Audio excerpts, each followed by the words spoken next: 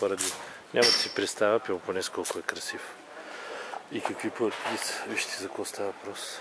Бяхме доста по-нависоко, ама не спирах. Бурови. Се носи на Пампорово.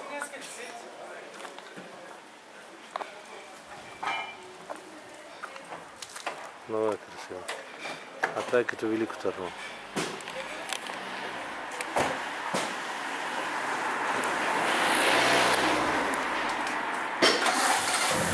Гимназия.